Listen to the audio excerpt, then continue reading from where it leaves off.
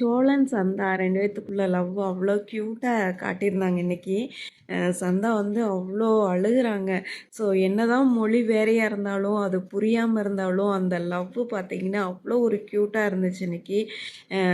So சேரனுக்குள்ளே இவ்வளோ love இருக்கும் அப்படின்றத இன்னைக்கு வந்து ப்ரூவ் பண்ணியிருக்கிறாரு.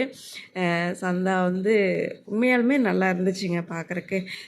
ஸோ என்ன அப்படின்னா, சோழன் வந்து ஓரளவுக்கு கன்வின்ஸ் பண்ணி 6 மாதம் டைம் கேட்டிருக்காங்க. இவ்வளோ தூரம் வந்தாச்சு, நாங்கள் வந்து சந்தாவை பார்க்காம போக மாட்டோம் அப்படின்ற மாதிரி சொல்கிறாங்க. ஸோ அதனால் வந்து பார்க்குறக்கு பர்மிஷன் தராங்க அவங்க வீட்டில். ஸோ அந்த டைம் வந்து 2 பேரும் கட்டி பிடிச்சி அழுகுறாங்க. ஸோ அது ரொம்பவே நல்லா இருந்துச்சுங்க. எப்படி இன்னும் சந்தாவை கூட்டிகிட்டு வராங்க, 6 மாதம் டைமு, 25 லட்சம் 30 பவுனு போட்டு கூட்டிகிட்டு வரணும். ஸோ பாப்பா வெயிட் பண்ணி அது எப்படி நடக்க போகுது, அதுக்காக எவ்வளோ கஷ்டப்பட போகிறாங்க அப்படின்னு சொல்லிட்டு பார்த்துட்டு அப்புறம் வந்து கிளம்பி வந்துடுறாங்க. ஸோ இந்த சைடு வந்து பாண்டியனோட அப்பாவுக்கு அவருக்கு வந்து உடம்பு முடியாமல் போயிடுது. டாக்டர்கிட்ட கூட்டிகிட்டு போகிறாரு.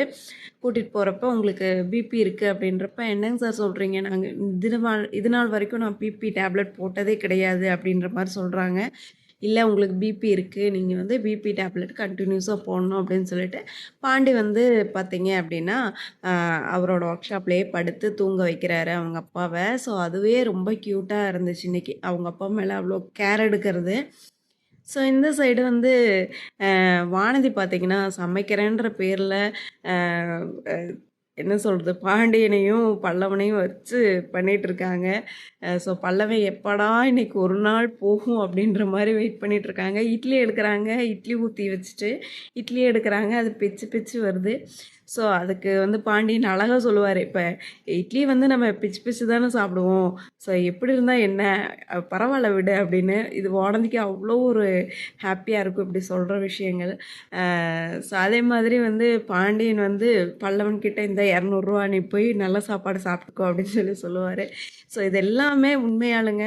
அய்யனார் துணை வந்து அடுத்தடுத்த எபிசோடு அப்படின்றது டிஃப்ரெண்ட்டாக காட்டிகிட்டு இருப்பாங்க. எப்போவுமே நம்ம எதிர்பார்ப்பு அதிகமாக இருக்கும்.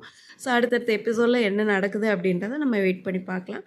நான் நெக்ஸ்ட் ஒரு வீடியோவில் பார்க்குறேன். பாய்.